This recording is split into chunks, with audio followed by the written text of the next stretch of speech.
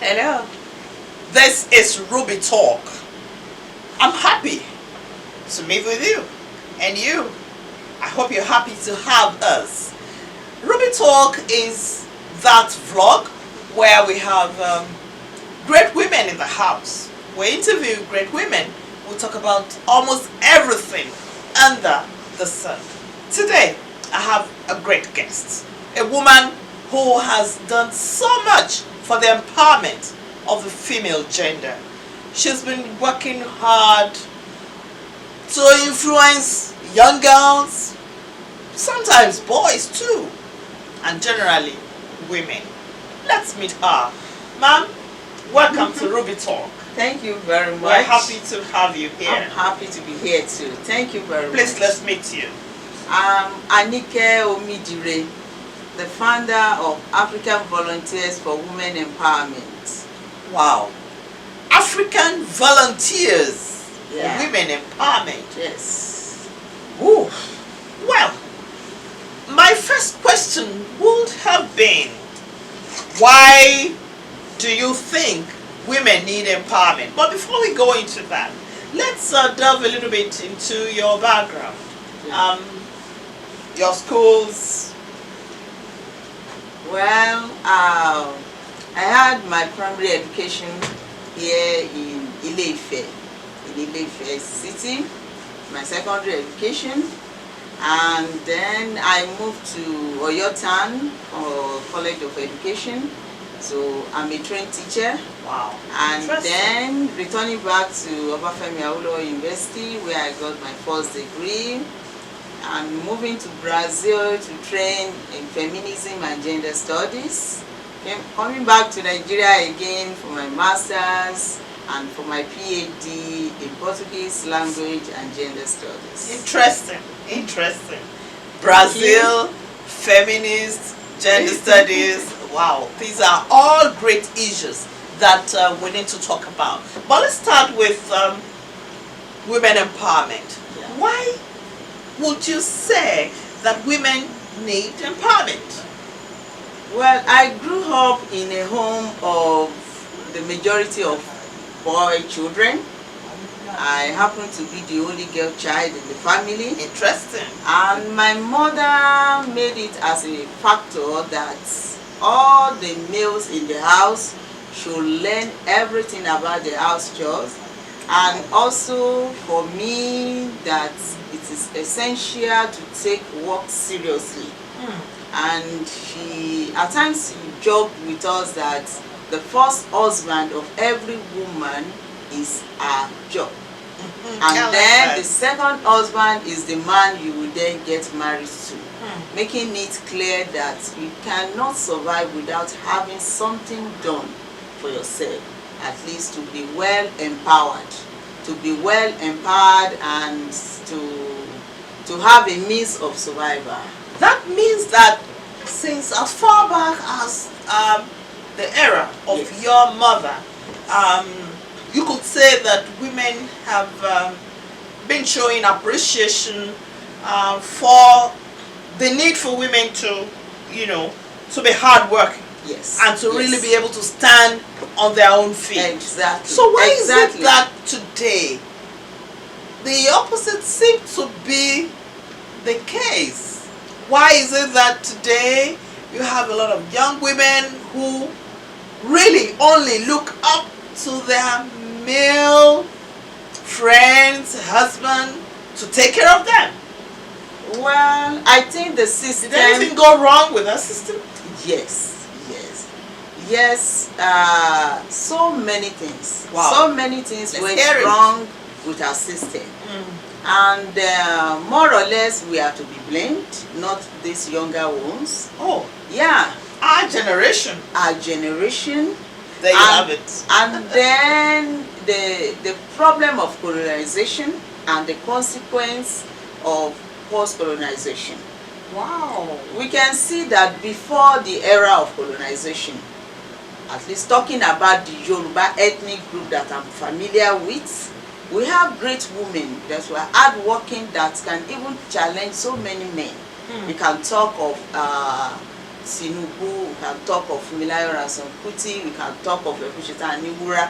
These women were hardworking, they made their own wealth, not by association of marriage. Wow. But unfortunately, by the time we were moving in into colonization, and then the Western education came in, we could see that a lot of girls, or even girl child, was denied the same opportunity that was given to a boy child. Wow. So, and apparently we were building the poverty we are in now. Wow. So the patriarchal society was actually built during colonialism. Is that what you're trying to say? I would not. It depends on the meaning we give the patriarchal society. Okay. It depends on the meaning. If you are talking about the patriarchal society dominated physically by men in decision making and in control of the society and wealth of the society, we might be right to say was created during colonization. Okay. Because before then we had so many women that were powerful and they were very rich, and they could even control a lot of wealth in their own time. Right. But apparently now that what we only give to our children is for them to just swallow the mission of grow up and get married. Then that was when we started creating problems for ourselves. So that's the main issue now. The state of the struggle right now, especially for female empowerment, is it's really in crisis. Sure. I mean, because it seems that we have moved away from the situation we had with our foremothers. Yes. All right, fair enough. Let's go to African Volunteers for Women Empowerment. Yeah. This project of yours, Yeah. what is it all about? And how did it come about? Actually, I link everything back to my mother. Wow.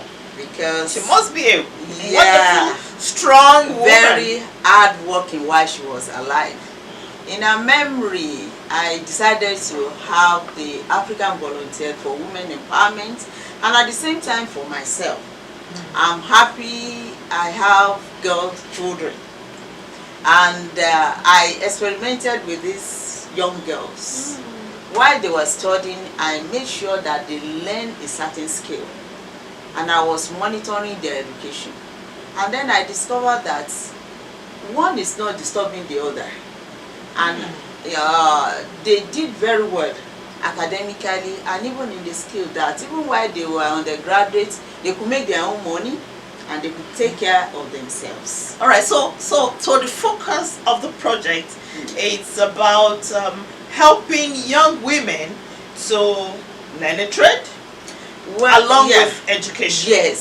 So that they can be empowered. So that they can be empowered. Wow. And at the same time, we have decided to work with men too, because you cannot talk about women without talking about men. Well, that's womanism. Yeah. The African Because by focus. by our own context, that polarized division is not an African division. Wow. We don't have that. We have a communal sense of living, and it's going to be very difficult when you train a female child and is courageous, hardworking, and unfortunately is going out to couple with a male child that is not well prepared. That is not well prepared, so it's more or less a failure on our part. So in this our foundation, we also encourage male to also train as along with the female that we train. Wow, that's wonderful. That's wonderful. Thank you so much. You have done so well. Thank you so much. We can only wish you well. However, I need us to talk about, again, back to the state of the struggle. The young women of today, they are very individualistic. Yeah. They cherish their independence. Yeah. They're not even interested in the other person, not to talk of the male. Now, it's an age of postmodernism, Yeah. where everything goes. And that's where today we hear of a new ideology in the camp of the female gender, post-feminism, where it's all about you and you alone. You and you alone.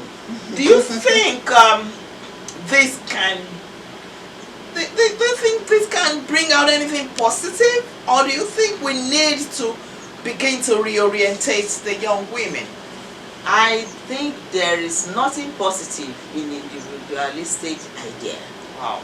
There is nothing positive about it.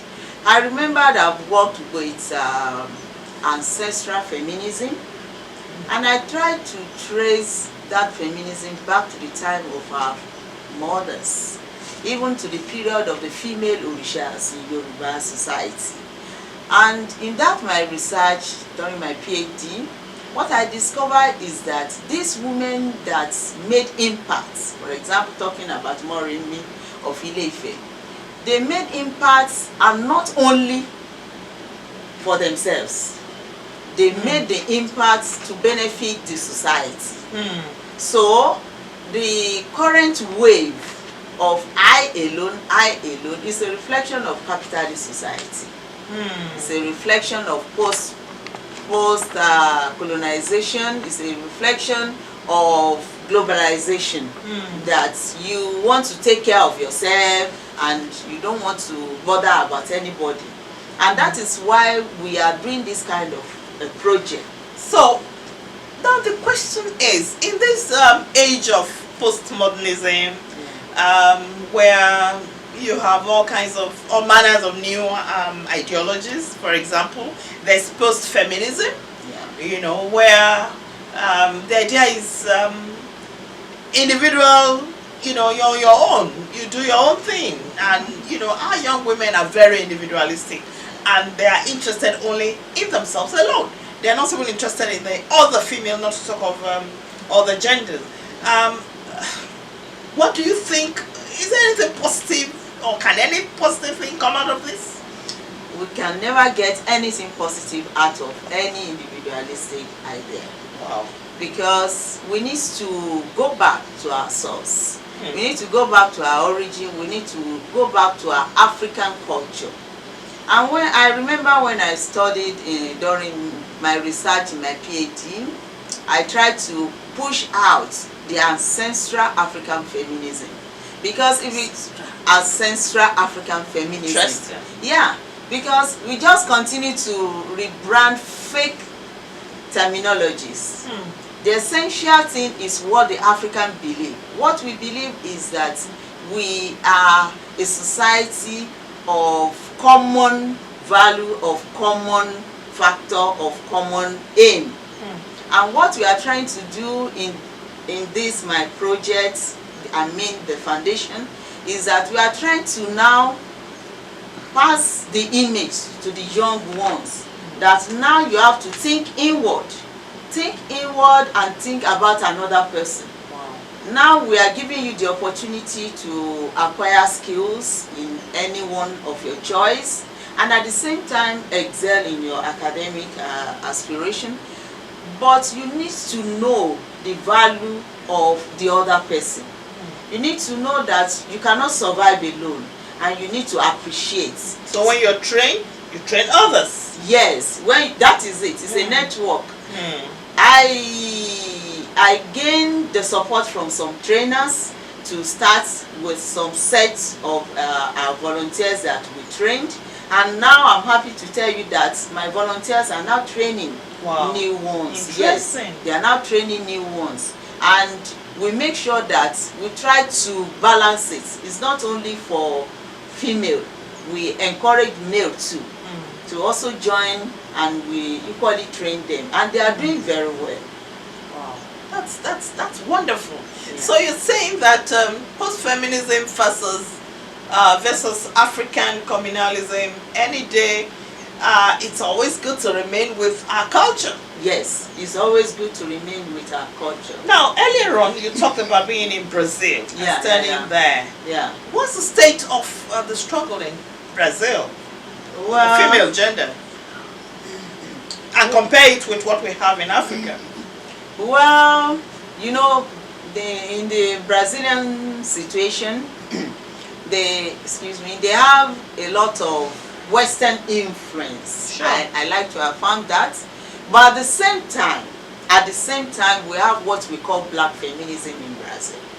Okay. And the black feminism in Brazil is like retracing back their origin to the African culture by valorizing the values of our society, the communal life. I care about you, you care about me. Ubuntu. Yeah, the Ubuntu love, and we join our hands together to be able to get a common goal that will benefit every one of us. Yes, they are still struggling. I have to let you know they are still struggling, and they continue to fight in and out to be able to gain so many things towards, so many things towards their own black race in Brazil. Well, that's wonderful. I like the comparison, and I also like the the way you reflect it back to Africa, because it's like Africa is the homeland, and Yes. the root is here. Yeah. And so wherever we get to, we should not forget the root. Yeah. That's good enough. Yeah. Our time is really is really rushing. But before we close today, I want to let's briefly talk about politics. Oh. Do you think that women, Yeah. should do more about going into politics so that they can make? Do you think women will be able to make more impact by going into politics, or can we just remain as we are and continue to work in the background, bringing up the children, nurturing the children, and directing the young women? Well, considering the Nigerian politics, I have to be very, very specific. Okay. It's like, despite the number of years that we have passed in this country, we are still training to be able to have a clean, democratic government. And because of that, our politics is shadowed with a lot of violence. And as you know, women are not too prone to violence, though we have some that engage in it. But notwithstanding, we cannot fold our hands. I don't have the courage to go into politics today, doesn't mean I cannot go tomorrow. Yeah, and you Are too. you saying something? Yeah, it depends. It depends on where we find ourselves. I remember when I wrote this book, I wrote the book purposely to challenge the conscience of women. Wow. That we have to get up. Awero, Awero, you are a woman. woman. Yes, we are a woman. We are not denying the fact that we are. It's our gender. Yeah. I am a woman, you are a woman. Sure. But at the same time, we have to And rise we're not up. limited by our No, gender. we are Like not. that. So we have to rise up to the challenges of our time. Yes, there is violence. We don't have to support the violence. We have to start from somewhere. We have to join them in mobilization, in moving out, talking to people. And by, we start to gain some men to our side, and things will become better. Well, thank you very much, Dr. Anike. Thank you. It's been wonderful having you on Ruby Talk today. Thank you so much. Hopefully when we talk gender, can we ever stop having issues to talk about? There are so many issues we still need to talk about. Yeah, but, so well, our time is up. Hopefully, another time, we'll bring you here, Thank you. and then we'll talk about other issues that are gender related. Thank you so Meanwhile, much. thank you very much for coming on the show today. Thank you for being there. We hope you join us again next time when I'll come with another interesting guest. This is Kemi Wale Olaito. Happy to have you. Bye. Thank you. Bye.